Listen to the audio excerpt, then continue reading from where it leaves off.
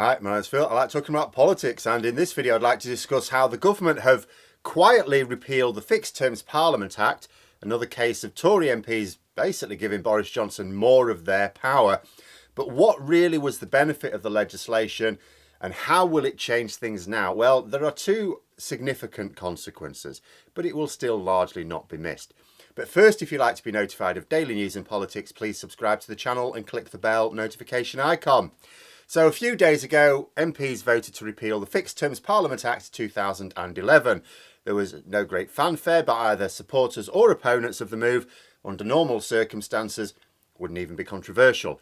The legislation did a few things, but it was primarily supposed to fix elections at 5-year intervals. In lots of other advanced democracies, elections run along a familiar pattern. In the UK, they are a mess, because they are subject to immense political interference from the government.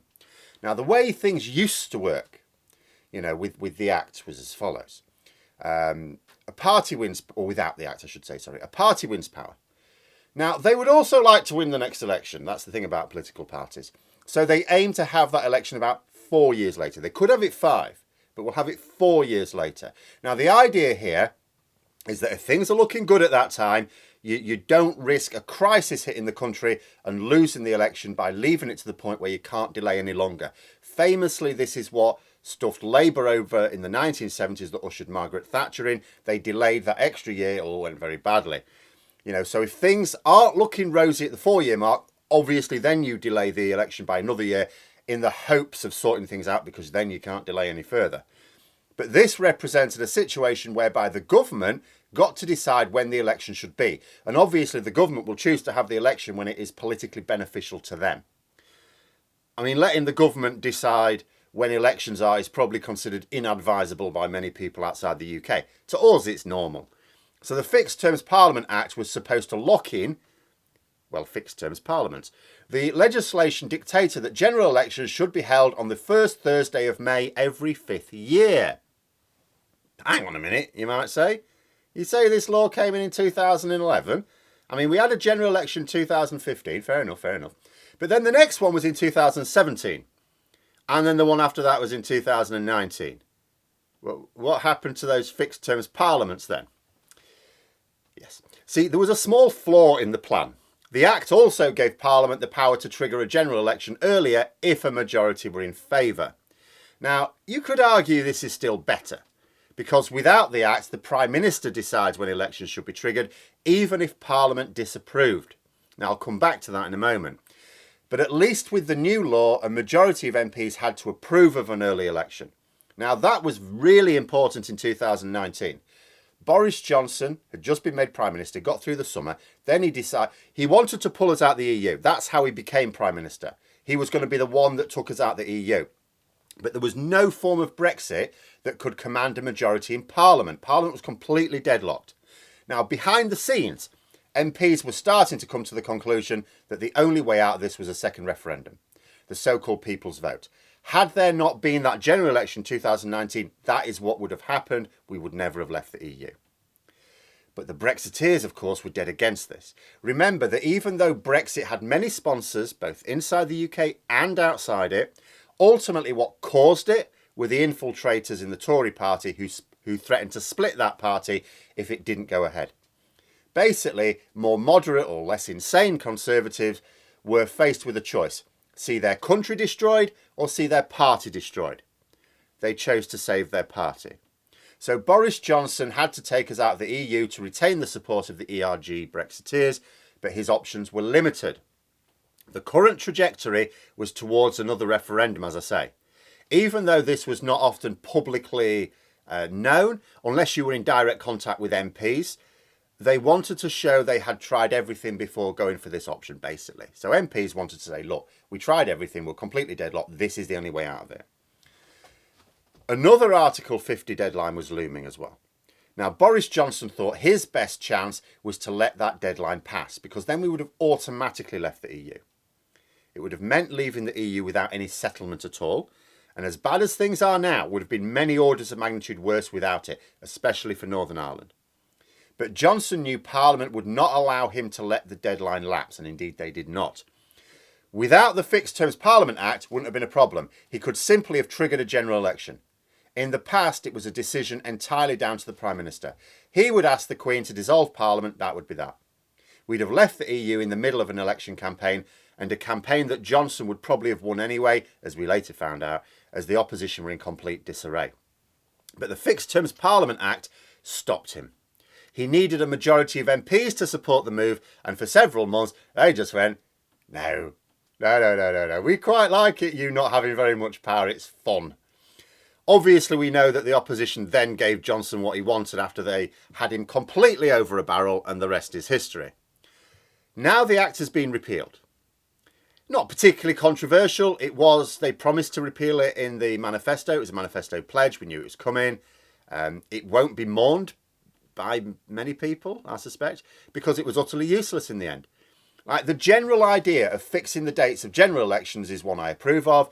I do not think there should be political interference in any of our democratic systems as such, whether it be the police, the courts or the media. Absolutely reform them when necessary, but don't have direct control over them. And elections are the ultimate democratic system. Again, nothing wrong with a majority of elected MPs going, right, we might need to modify the system because that's going to be needed. But actually setting the date of an election, that is asking for trouble, and trouble is what we got. So if the Act had done what it was intended to do, it would have been very useful. We wouldn't have had an election in 2017. The next election after 2015 would have been 2020. You know, it was still probably better than not having it at all, basically, is what I'm saying with the Act. But given that it didn't do what the public were promised it would do, nobody really cares that it's gone. In fact, so quietly did it go, I doubt many people even know that it's gone. So what are the immediate consequences of this? Because obviously it's too late for Boris Johnson to use it for what he needed it for in 2019. But there are actually two fairly sizable consequences. The first is that it changes when the next election will be held. If the Act had remained, the next election would have to take place no later than Thursday, the 2nd of May, 2024. That's how long the Tories had to sort themselves out. That's like just over 2 years away. Now that the Act has been repealed, he's actually got over half a year extra. As the last election took place in December 2024, he basically has until, that same date, 5 years after it, to trigger the next. If he doesn't, it will automatically be triggered. That cannot be changed no matter what MPs try to do. So at the latest, we could end up with it in January 2025. But it still gives Boris Johnson a lot more time. It eases the pressure on Tory MPs who may be looking at the polls, and it means that they are more inclined to give their wayward leader more time. They may even like the idea of a winter election. Who knows? The second big consequence is that the power for triggering an early election now reverts back to the government. Now, when the party in government has a large majority, does it really make any difference? Like, when the Prime Minister wants an early election, they tell their MPs to vote for it, and it's materially the same, isn't it? Usually, yes, that is generally how it works. But Boris Johnson is a tiny bit insane. Like, imagine the scenario now. Partygate re-emerges. Actually, it's already poking its head back out again. The Met Police have now issued fines. That means the parties are officially considered to have broken the law. Can't be denied. It will be, but it can't. That being said, Johnson seems well protected by the distractions of war in Europe. I could be wrong. I'm not expecting to see a new wave of public disgust over this. We are likely to see some questions in PMQs. As this video comes out, PMQs is on. I very much imagine there's some questions on it addressing this issue. But I'm not sure how widely it's going to be reported. It would be different if Labour would just sort out their bloody social media strategy. They would then be able to get out the word to many more people. But hoping for this seems to be on a par with hoping for world peace right now. But the point is that now is probably not the time when Partygate is going to cause a massive headache for Boris Johnson. But it will come up again when he is more vulnerable. There will be other scandals as well. There always are.